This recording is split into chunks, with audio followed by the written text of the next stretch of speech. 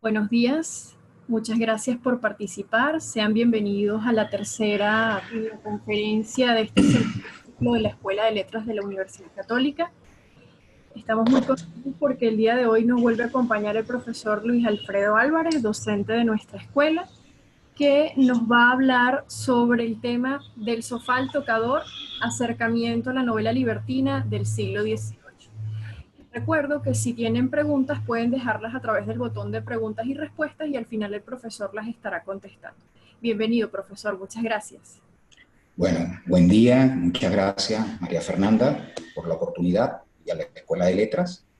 Bueno, el iluminado siglo XVIII se caracterizó por dar orden a través de la razón a la inaprensible naturaleza externa e interna del hombre.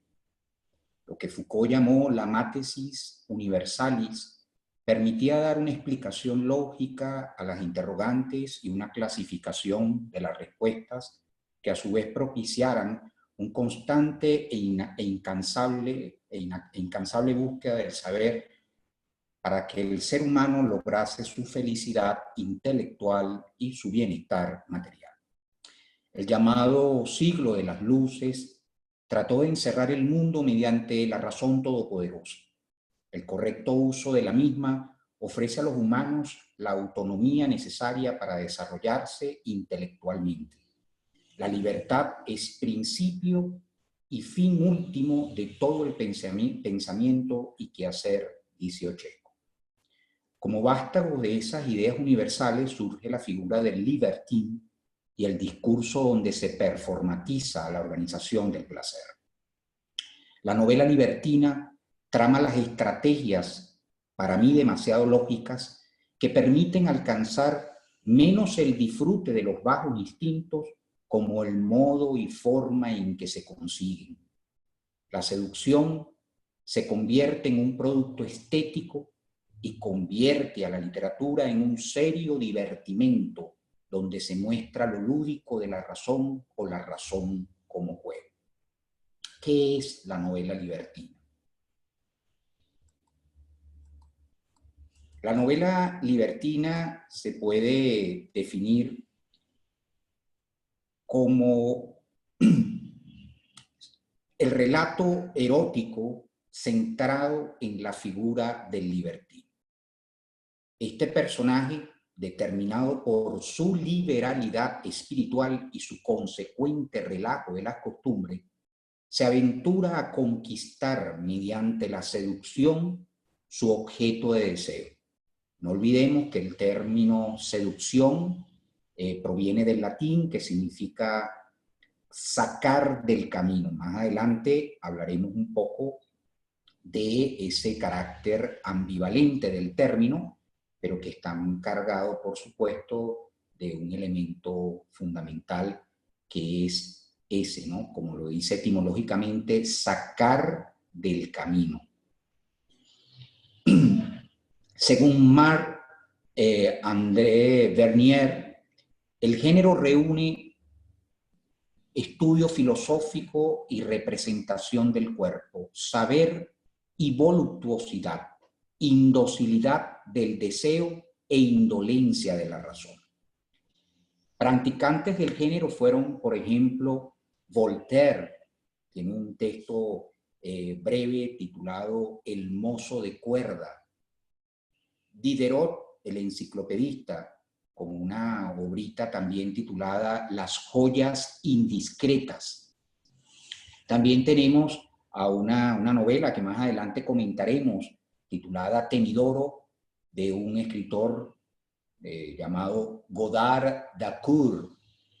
Y más tarde, el creador del Museo del Louvre, ya en el siglo XIX, Vivant Denon, escribirá una de las novelas libertinas más hermosas, un pequeño texto, una joya de la brevedad, como es Ningún Mañana, que fue llevada al cine por Louis Malle en los años 60.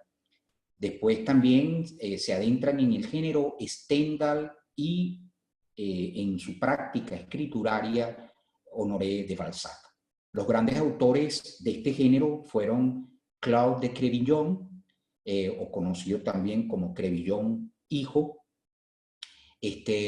Restif de la Breton, con un texto bien interesante, después retomado por los surrealistas, como es el pornógrafo, muy poco conocido en español, ha sido realmente poco traducido, Restif de la Breton.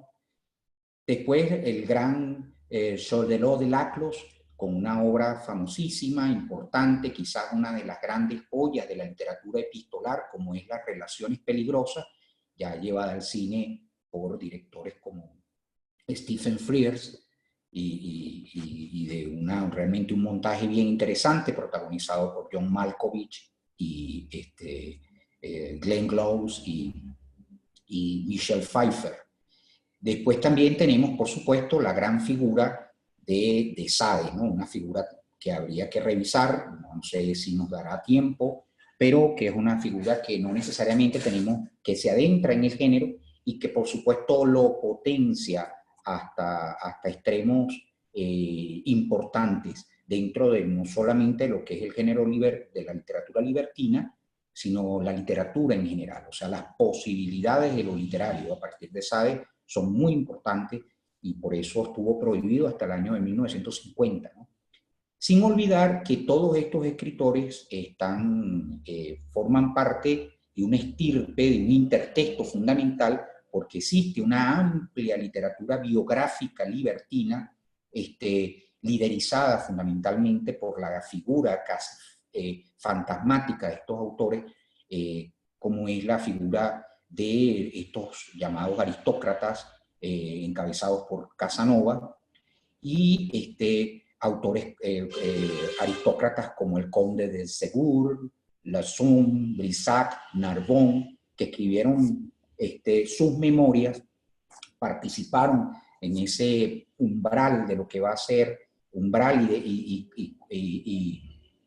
resultado de lo que va a ser la Revolución Francesa, y que fueron muy bien expuestos y analizados en un libro que les recomiendo, que se titula Los últimos libertinos del antiguo régimen, de una especialista en el tema como es Benedetta Craveri. Cuando resaltamos el término erótico, nos referimos al concepto pensado por Bataille y Octavio Paz, entre otros. Paz en La llama doble lo define como sexualidad transfigurada por la imaginación del hombre.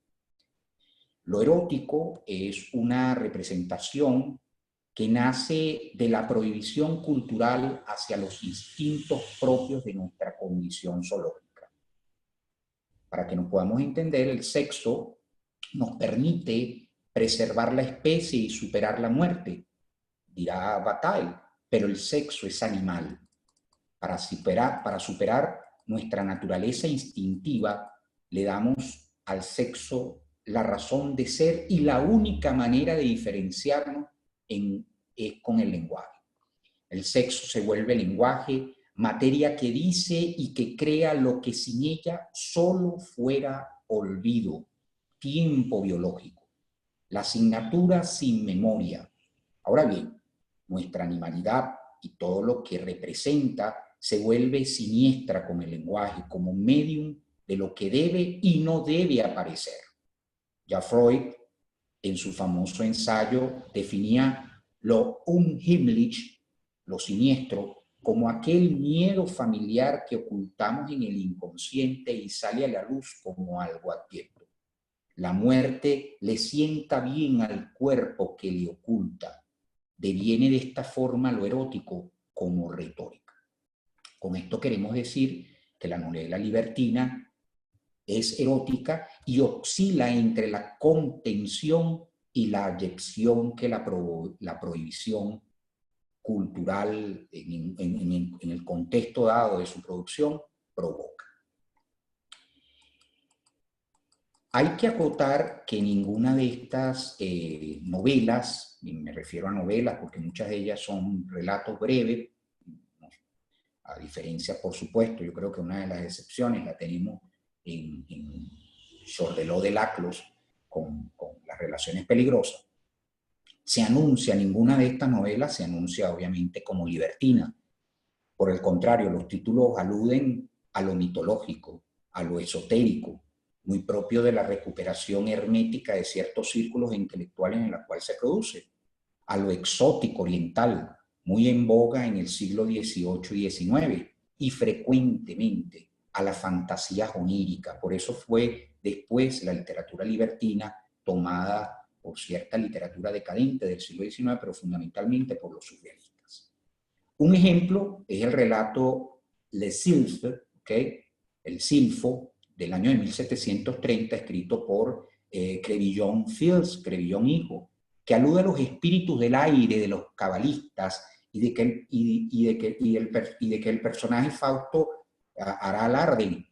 Estas nominaciones acrecientan el carácter irreal o literario y además disfrazan al autor libertino.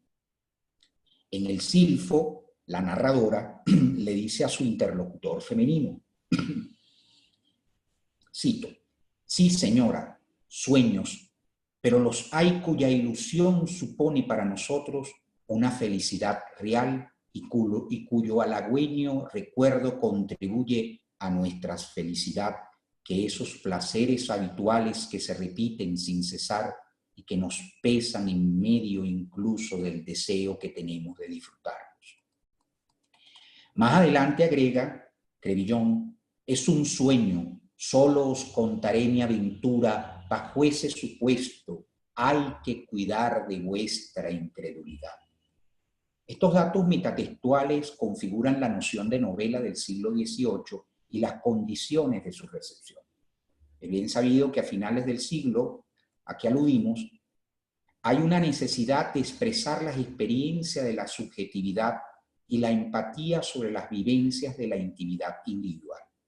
La mujer, generalmente circunscrita a su oficio de clase, expandía su universo en el mundo no tan beato de los libros. De ahí la importancia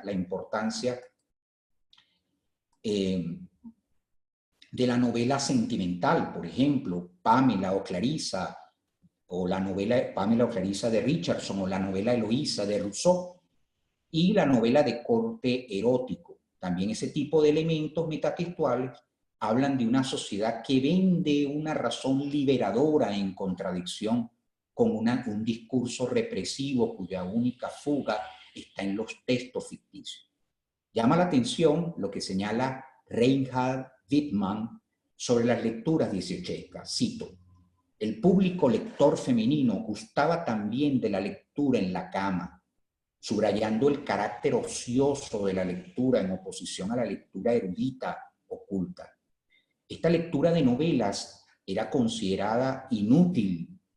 Kant, inclusive en un texto citado por Chartier, la juzgaba como lecturas de la inmadurez. No obstante, hay que resaltar las intenciones de autonomía con respecto al mundo que ya se perfilan en la concepción de lo literario. La literatura no es mímesis de valores trascendentales, sino representación humana, demasiado humana, parafraseando a Nietzsche. La enciclopedia define la novela en ese siglo como historias de amague, de aventuras amorosas, donde se respira la galantería. En pocas palabras, las novelas son para el consumo privado, de lo privado, en la privacidad. Entonces eso quiere decir que la novela libertina responde muy bien a un gusto, pero sobre todo a un buen gusto. En las portadas de estas ediciones se colocaba una toponimia allende a la frontera francesa para darle mayor exotismo y liberarse así de las estrictas censuras de la Inquisición. Ahora bien, como decía Dernier, libro ya citado, si bien la censura hacia los libros, libreros y editores era vigilada con celo, no estaba exenta de contradicciones. Por ejemplo, Sade fue publicado en Holanda, por ejemplo. Ejemplo de ello era que la policía del reino arrestaba a los autores licenciosos como Jean Lacasse y su portier Chartreux, o portero de los cartujos, y se encontrase un ejemplar en la capilla del rey en Versalles. Esto confirma la empática paradoja y como consecuencia la protección de este tipo de género por parte de la aristocracia. Fenómeno que no tiene nada de extraño cuando los modos de ser y de hacer representados en este tipo de literatura son eminentemente cortesanos. Vamos a hablar un poco de libertino. Ahí en la presentación ustedes pueden ver que yo coloco que el libertino es fundamentalmente un aristócrata. Como aristócrata, dice Chesco, es un militar, y como militar forma parte de lo que los franceses llamaban el décence, ¿ok? El buen gusto, la decencia, y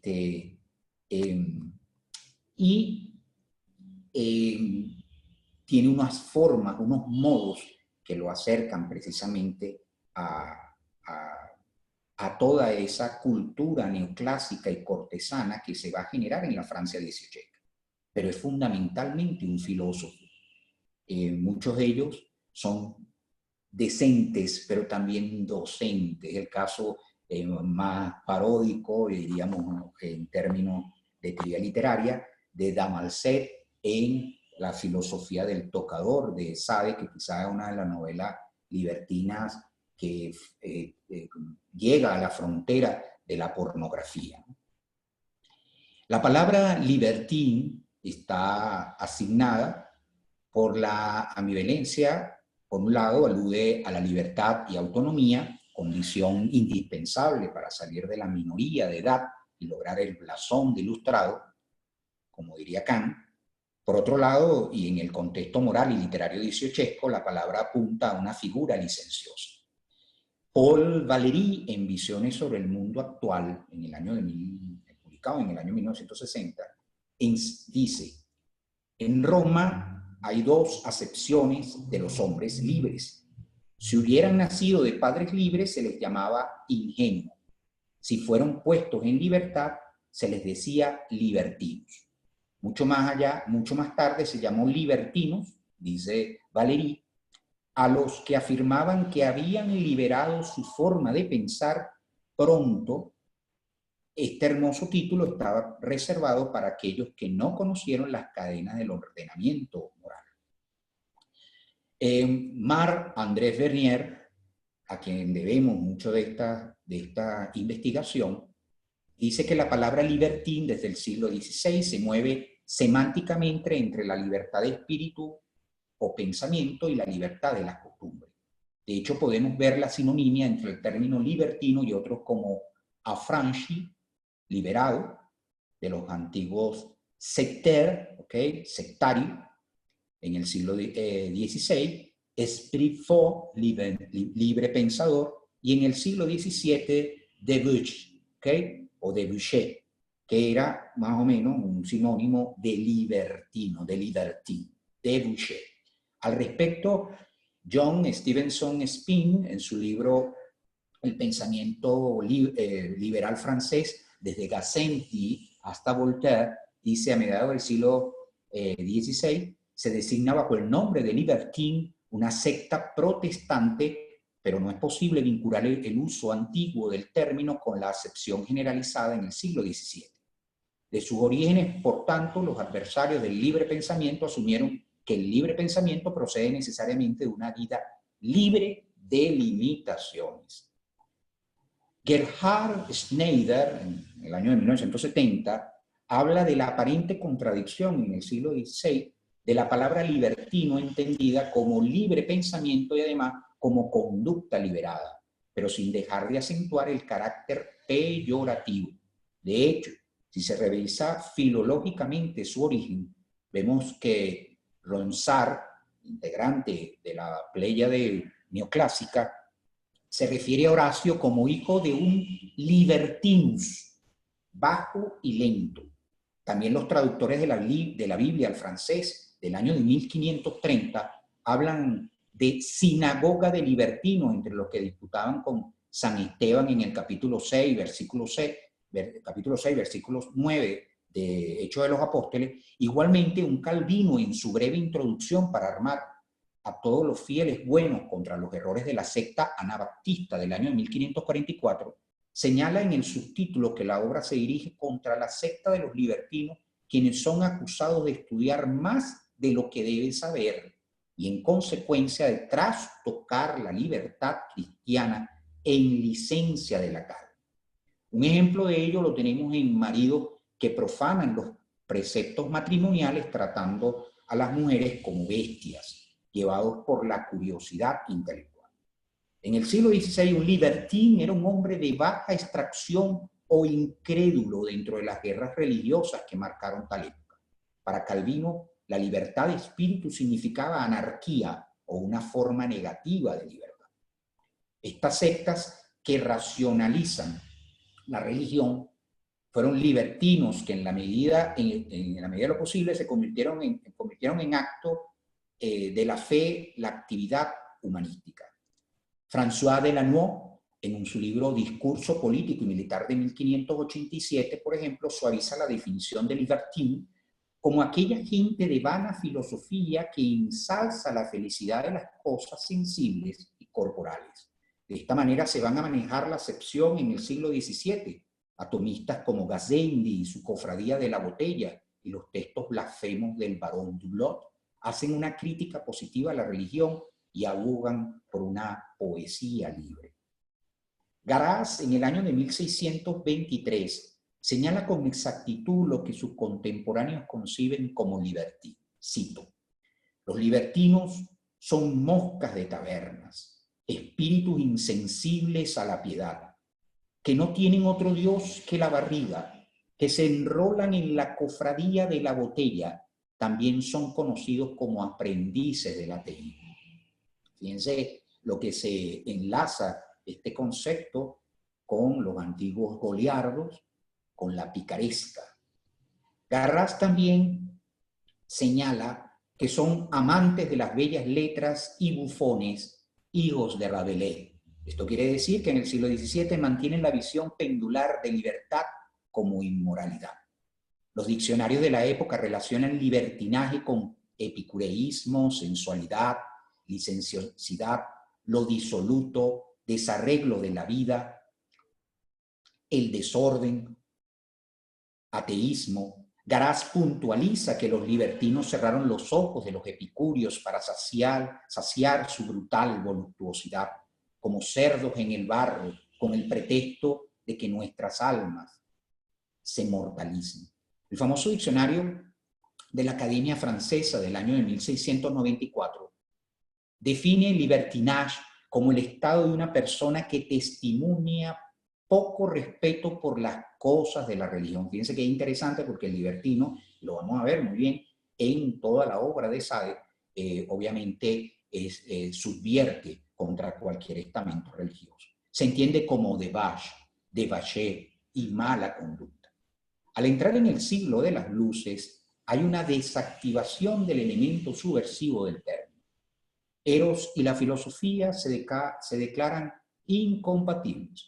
Por un lado está el ilustrado que bajo la libertad utiliza correctamente la razón, y por otro está aquel que utiliza mal la razón para justificar la inmoralidad del espíritu y de la carne. Aquel que busca la verdad dentro del marco de las buenas costumbres y bajo la legitimación de la razón del todopoderoso Dios es aquel que se puede andar libre e iluminador el porvenir.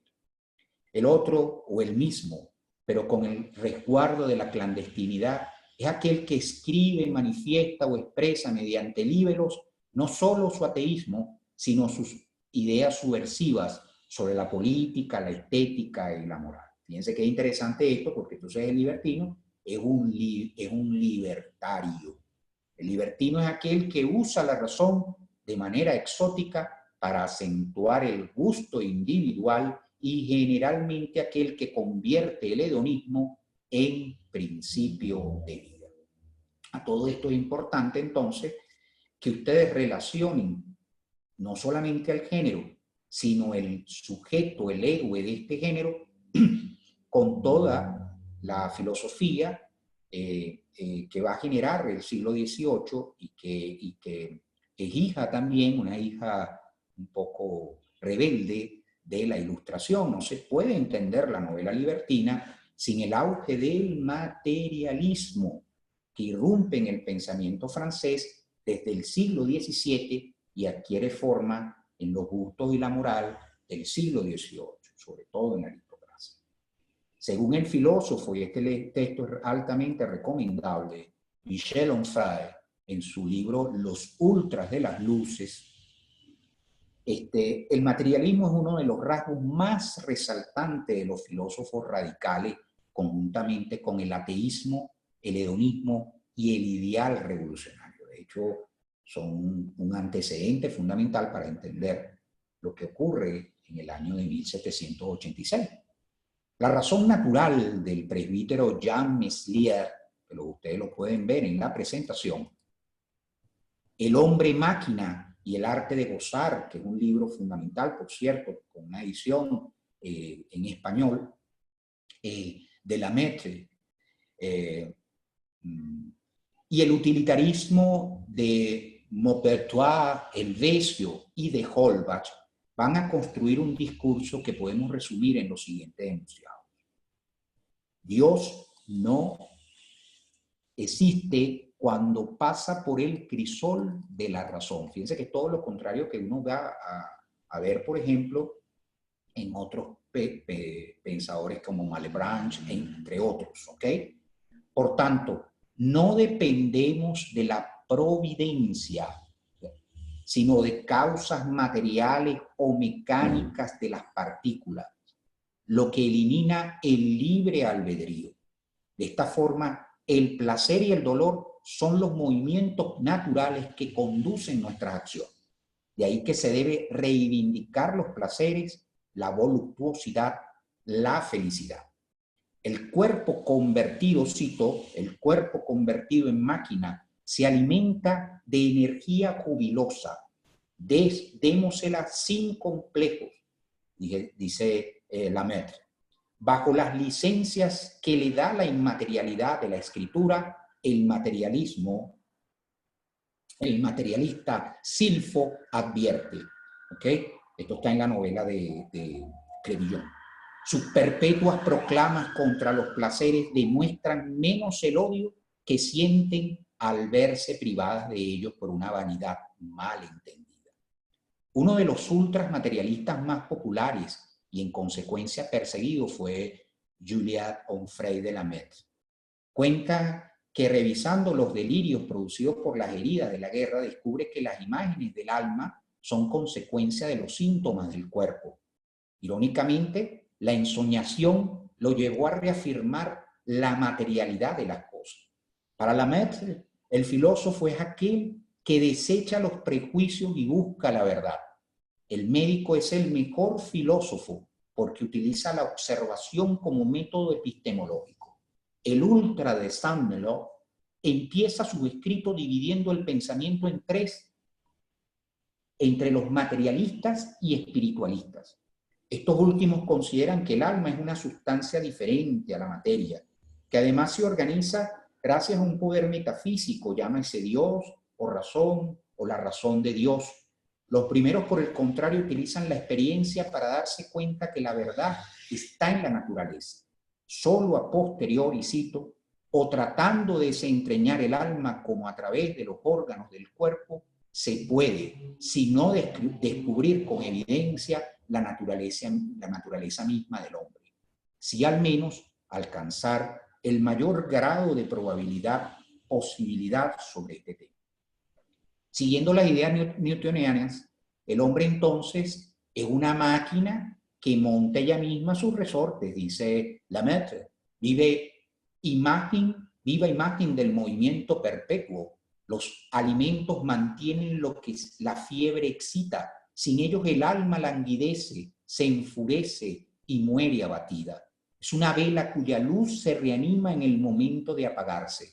Pero alimentad el cuerpo, verted en sus tubos jugos vigorosos, licores fuertes. Entonces el alma generosa, como ellos, se arma de un orgulloso coraje, corre hacia la muerte alegremente al toque de los tambores. Así nos dice Lamaitre. Esta cita nos demuestra que el hombre no se diferencia físicamente de los animales. La diferencia fundamental está en el lenguaje y la imaginación. Ambos dones son producto de la materialidad de otro órgano, el cerebro, más desarrollado en los humanos. Lemaitre realiza una breve taxonomía a partir de los animales que más se acercan a los hombres. Estos se mueven como los animales para satisfacer su cuerpo.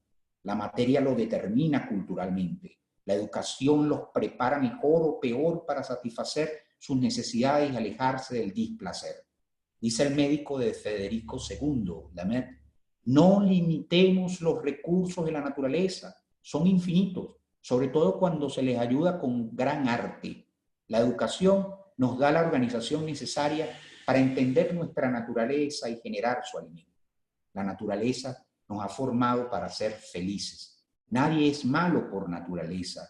El hombre, como los animales, buscan su beneficio y por eso se conservan unos con otros. Como ven, aquí está en contra de las ideas de Rousseau.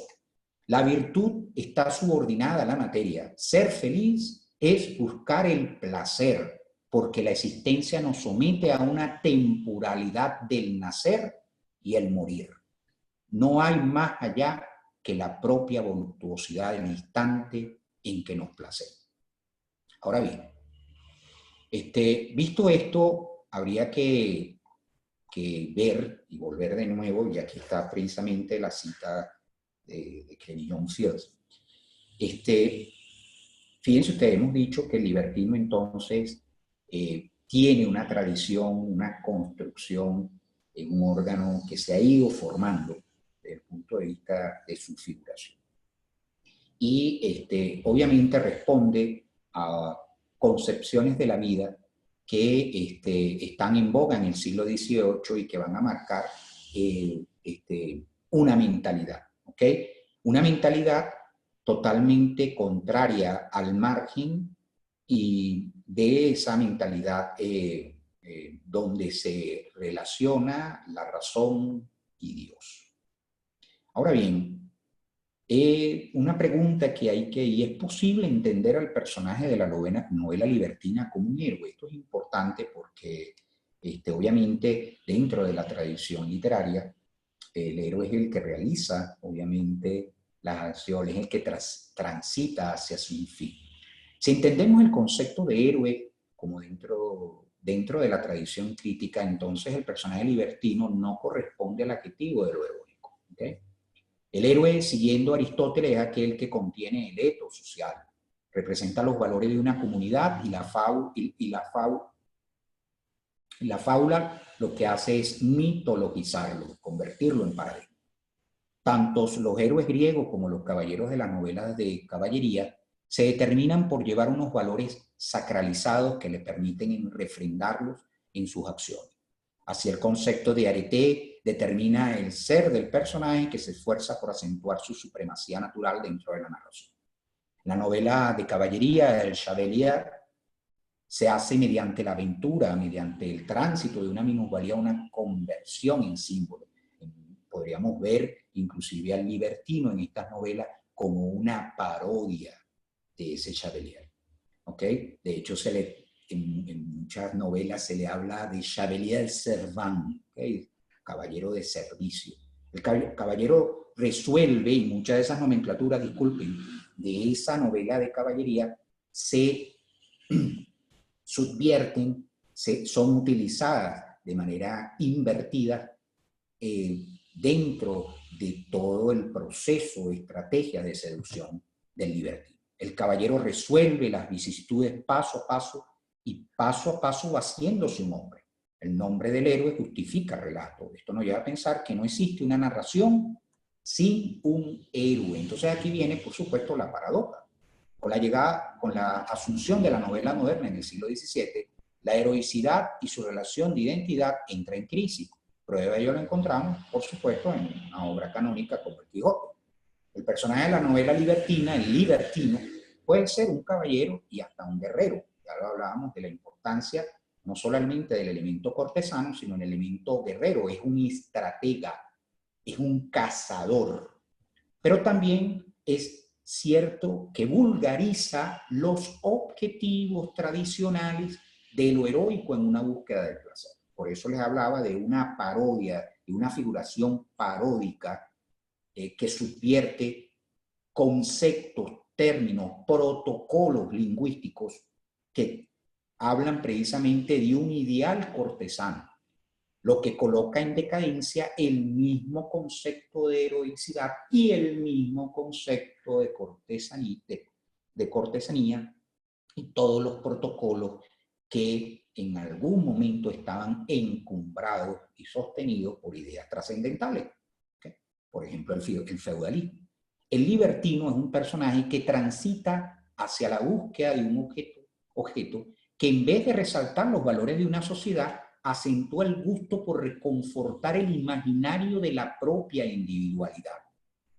Ahora bien, a pesar de que los autores de este género son generalmente libertinos, ¿ok? En algunos casos, el caso del conde de Lasson, el caso, obviamente, la imagen fundamental de Casanova, pero el caso, por ejemplo, de Chaudelin de Laclos, que era un soldado. La autoría se mueve sobre el anonimato. El anonimato libera los compromisos sobre el seudónimo, por ejemplo, y por tanto la frontera es lo que se debe y no se debe. Así como el libertino, el sujeto se mueve sin el apriorismo y la responsabilidad de una moral heroica. La libertad es vista negativamente porque no es un valor trascendental. Por el contrario, la libertad dentro del materialismo no existe. ¿Okay? Esto es muy importante. La libertad como valor trascendental, como concepto abstracto y como abstracto no existe para el materialista. Y el libertino es un materialista. El relato no se construye sobre la búsqueda de un ideal libertario, liberar la sociedad, la búsqueda de un fin trascendental de autonomía, sino sobre la satisfacción de una materialidad y el regocijo en la voluptuosidad. El personaje es transgresión porque se ha vuelto pura retórica. ¿Okay? Hay un valor en el personaje, si hay un valor en el personaje, precisamente en el reconocimiento del papel del discurso en la figuración de su realidad. Se vuelve un símbolo en la medida en que logra seducir, sacar del camino. O sea, la seducción, de la cual Baudrillard tiene un libro, no se olviden que está relacionada con sacar, anormalizar una situación, a través, por supuesto, de estratagemas, de disfraces. La seducción es un protocolo, obviamente, que se legitima en la medida en que esté inserto dentro de una institución, dentro de unos códigos. Por eso la seducción, en el caso de estas novelas, tiene que ser un juego con reglas. De hecho, el libertino, como dice Octavio Paz, está preso de esas reglas. Novelas como Temidoro, de D'Accord, logra reflejar el papel del sujeto que logra un nombre gracias a la consecución expedita de su deseo carnal. Su moral es ir recogiendo las oportunidades. Dice, por ejemplo, las flores nacen bajo los pasos de los que se dedican a esa carrera. Cita como un refrán el libertino de Temidoro, de D'Accord. El libertino es una máquina que se potencia en la voluptuosidad. Esta es la que demarca la trama. Esto transgrede el ethos de lo que debe ser un héroe, lo rebaja. No obstante, la figura novelesca del libertino es altamente dinámica, no son estereotipos, ¿okay? Baste ver nada más novelas como ya del siglo XIX, la gran novela de Relaciones Peligrosas, para que ustedes se den cuenta que no son estereotipos, son personajes que rompen muchas veces con ese corsé. Por el contrario, se adoptan a las circunstancias y más si esa circunstancia es discursiva, o sea, son camaleónicos en la medida en que utilizan los discursos para seducir. La novela libertina es una novela erótica porque utiliza la prohibición propia de las instituciones religiosas, legales, culturales, morales, las utiliza para conseguir satisfacer sus deseos, ¿ok? El sexo realmente importa poco. Por eso es interesante cuando nosotros veamos y leamos a Sade, o leamos fundamentalmente, como dice Octavio Paz en un libro fundamental sobre Sade que se llama Sade más allá de lo erótico, hay novela libertina en Sade, podemos citar alguna, de hecho tiene novelas de amor que se acercan más propias al género libertino que se desarrolla en el siglo XIX. Hay novelas que están en la frontera como Filosofía del tocador, pero después ya es otra cosa. Ya después Sade se convierte en una máquina política. ¿Ok? Y quiero cerrar con una reflexión, porque obviamente el libertino es un personaje que hoy en día, con esto quiero cerrar, sería por supuesto políticamente incorrecto. Como dicen los franceses, no sería precisamente esa figuración del bien-sans, ¿ok? Es un personaje que representa de alguna manera una cultura falocentrista, ¿ok? O falocéntrica, donde hay un ejercicio que ordena, esa cultura ordena o ha ordenado la práctica sexual y ha convertido simplemente el objeto amoroso, en este caso a la mujer, en simple objeto de un juego. Yo pido disculpas, o sea, las novelas libertinas son realmente, desde un punto de vista estético, exquisitas, excelentes, introducen una serie de elementos y temáticas y explotan precisamente toda la dinámica de los protocolos y del juego. Le insisto, hay que leerlas, por supuesto, pero ciertamente representan también una práctica discursiva donde la seducción es un acto de violencia y el seductor, el libertino, una figura que expresa muy bien el ejercicio biopolítico.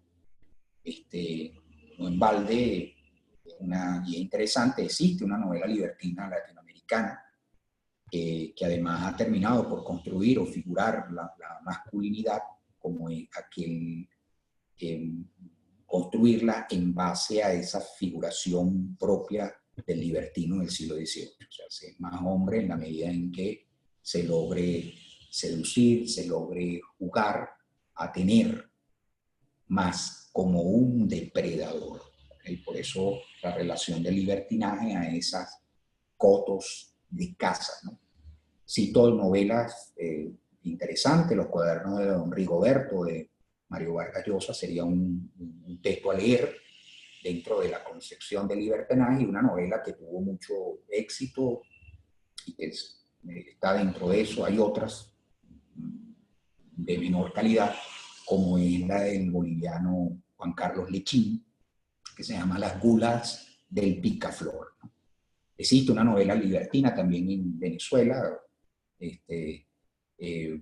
Hay un escritor, profesor universitario del Carabobo, que ganó un premio con una novela, bueno, que me parece realmente de poca calidad, pero toma esto. O sea, el libertino no es un pornógrafo, el libertino del siglo XVIII es simplemente alguien que seducía. Y para seducir tenía que estar dentro de ciertos protocolos y utilizar estrategias discursivas.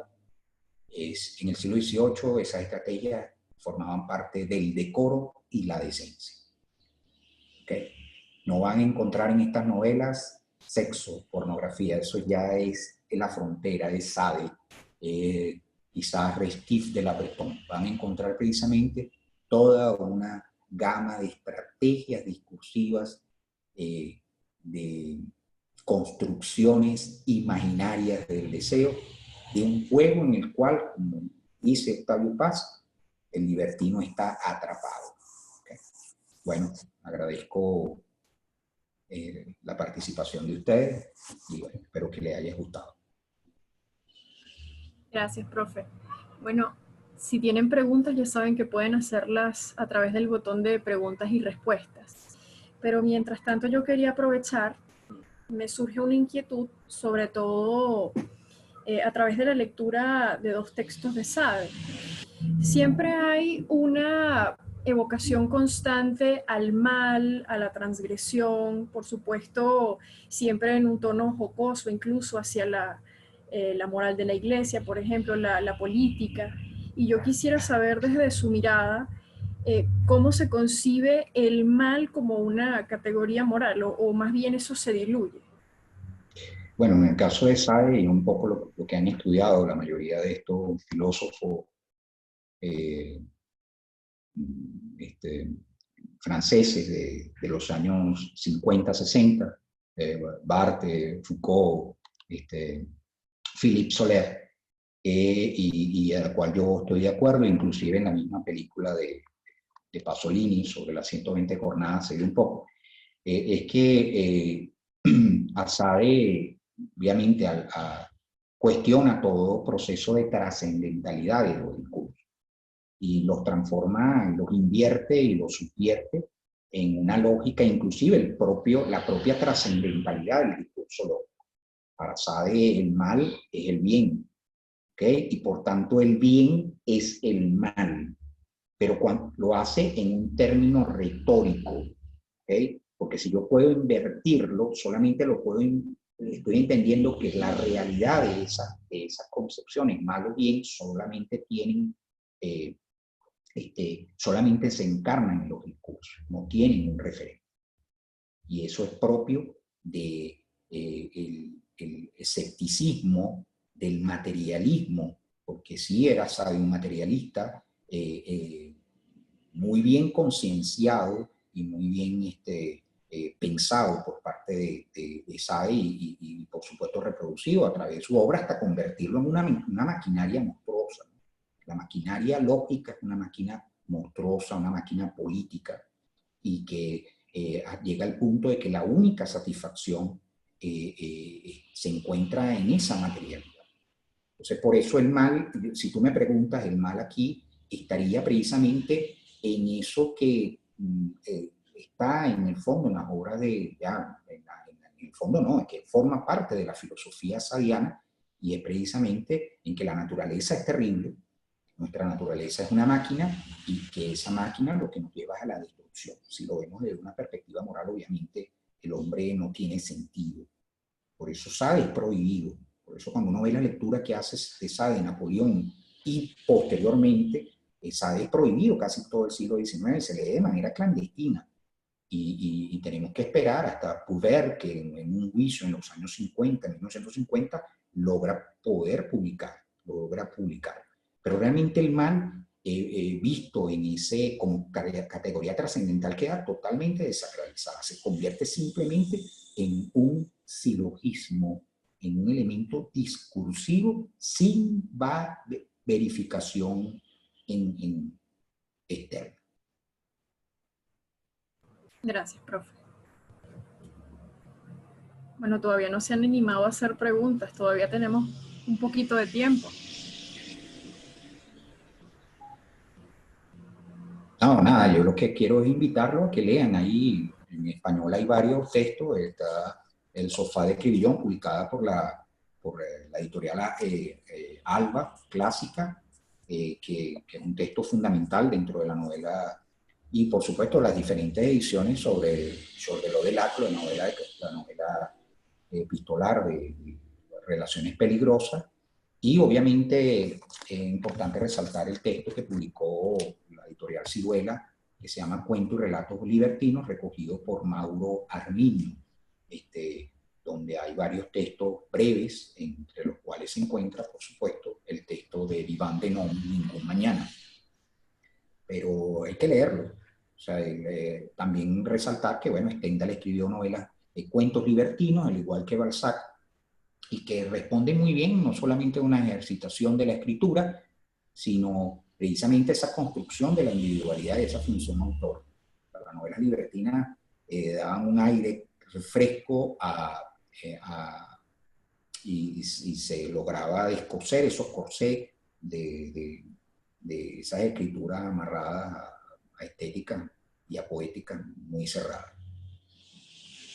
Potenciaba, por supuesto, las posibilidades de la literatura, sobre todo de la narrativa. Bueno, yo tengo una curiosidad, aprovechando que tenemos todavía tiempo y bueno, que tengo preguntas, entonces aprovecho. La inocencia también es un elemento importante y veo que siempre se la trae como referencia en estas novelas. ¿Por qué cree usted que, además de lo evidente, ¿no? La inocencia tiene ese lugar tan importante en la novela libertina? Claro, porque la inocencia responde todo a una tradición moral.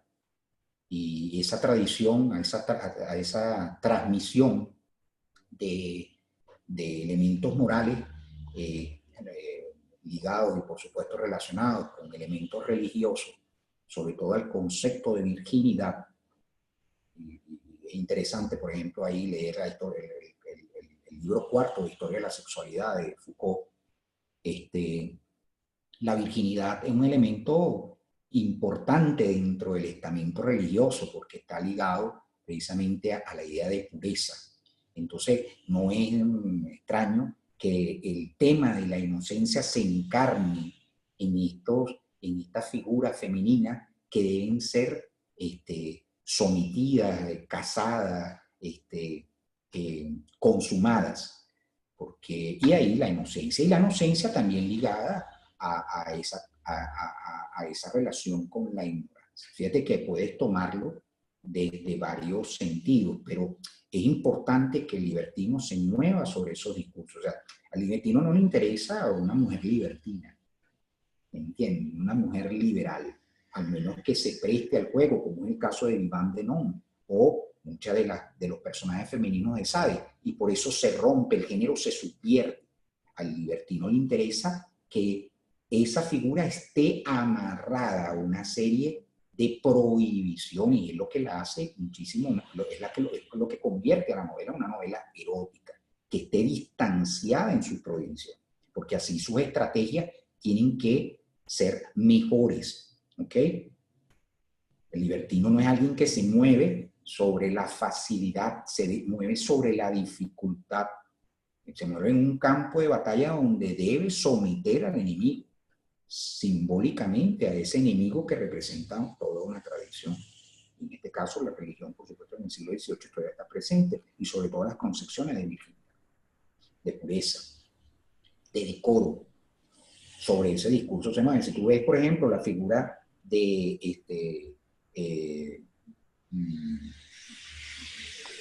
personaje libertino de Relaciones Peligrosas,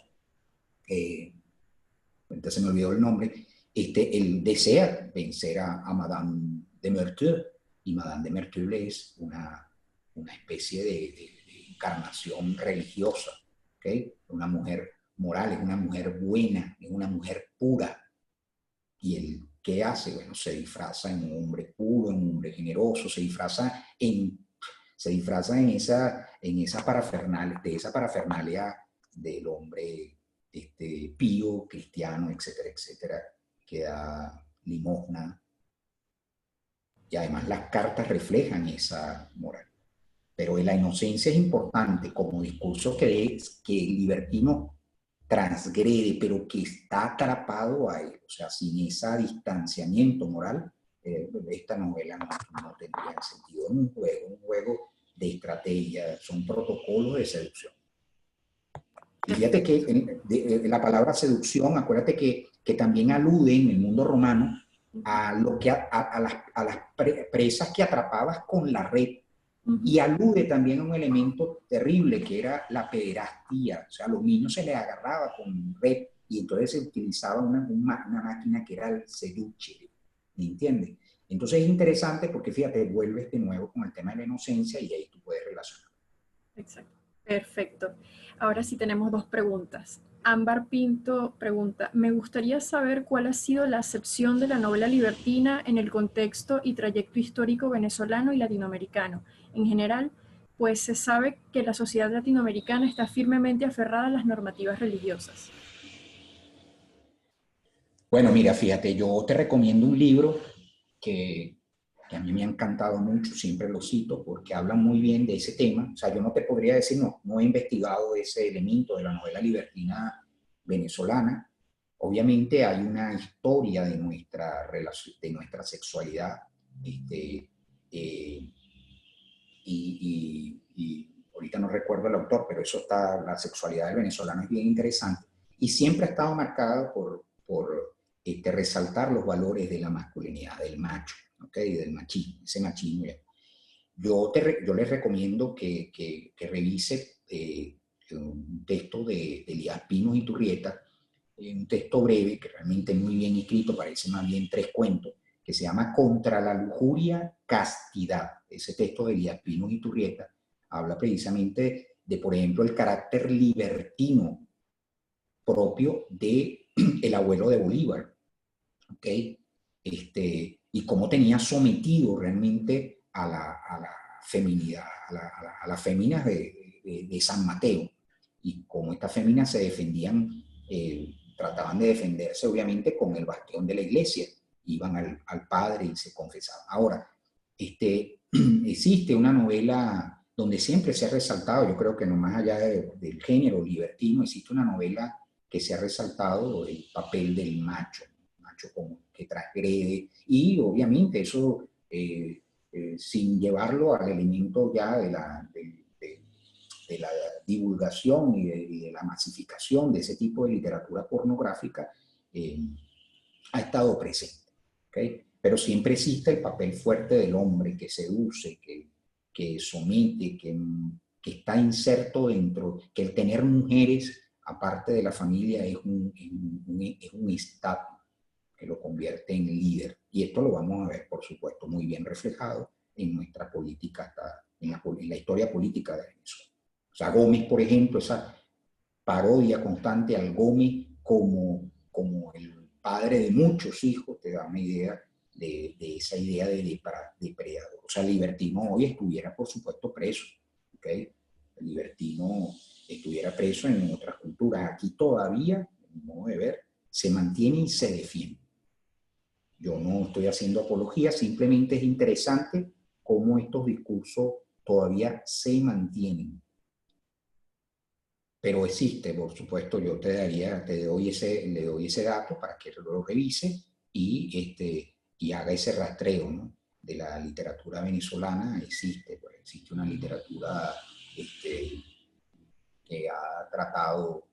Hay también otro escritor, es que ahorita se me va, porque como no los tengo ahorita presente, pero hay un escritor merideño también que ha escrito sobre las perversiones, ha escrito novelas bastante pervertidas y tuvo su éxito, porque hay novelas que tienen su éxito en ese sentido, o sea, ese personaje depredador, eso que está ahorita de moda, el depredador, no el libertino, sino el depredador.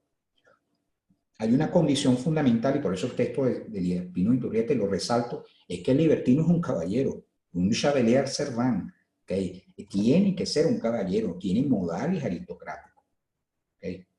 No se relaciona con la vulgaridad. O sea, no vamos a entender el libertino, sino aquel que precisamente logra su cometido porque entra dentro del discurso precisamente que quiere subvertir. Ok, tenemos otra pregunta de José Toro. La relación entre el hombre y la naturaleza es uno de los primeros indicios que despiertan el fundamento animal del hombre. ¿Qué es lo que sucede cuando el hombre no utiliza el discurso libertino para el arte de la seducción, sino para la destrucción? ¿Cómo su relación con la naturaleza puede penetrar en su mente y fortalecer ese pensamiento libertario? Bueno, hay varias cosas ahí. Bueno, la novela libertina en el fondo no va a responder eso, pero le puedo responder a José que acuérdense que ellos se basan en el materialismo, ¿no? El materialismo de Holbach, de Helvetius, que está relacionado, por supuesto, a todos los descubrimientos, las intuiciones científicas que se originan en el siglo XVIII, fundamentalmente en la figura de Newton. y sobre todo la influencia del empirismo. Pero ahora bien, o sea, hay diferentes filosofías, diferentes concepciones religiosas que nos demarcan a nosotros, esto es aparte, por supuesto, de la novela libertina, que nos demarcan a nosotros una naturaleza ligada a valores, o sea, el respeto a la naturaleza entendida como parte integral de la condición humana, siempre va a estar relacionada a un resguardo moral, a trascenderla. O sea, el ser humano tiene que trascender su propia condición material. O sea, obligatoriamente, si queremos realmente convertirnos en libertarios, como dices tú. O sea, la libertad no se consigue simplemente, desde un punto de vista ya moral, acentuando valores materialistas, o sea, satisfaciendo simplemente los deseos. Eso es lo que hace el libertino, pero obviamente el libertino lo hace dentro de una estructura de reglas, lo que quiere decir que había una trascendentalidad marcada por el discurso de las reglas. Pero cuando hablamos de lo que tú me estás pidiendo el libertino no es un libertario, es un libertino, es alguien que ejerce su propia voluntad de satisfacer deseos materiales. Yo, si quiero realmente defender una idea libertaria, tengo que trascender mi propia naturaleza carnal, más allá de cualquier posición religiosa. Ya tengo que pensar en símbolos, tengo que pensar en elementos identitarios, la patria, Dios, la familia. La novela libertina, por el contrario, Sade pone en tela de juicio ya estructuralmente toda esa concepción, lo pone, lo vuelve una máquina de destrucción, una máquina, un club del crimen. Los libertinos son integrantes de un club del crimen. Lo va a ver, por supuesto, en Justin, en las 120 jornadas de Sodoma, que es su gran novela.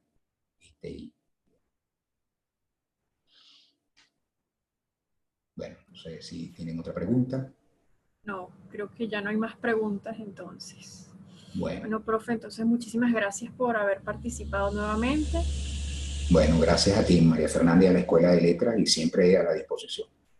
Y gracias a todos los que se conectaron. Nos vemos en otra oportunidad.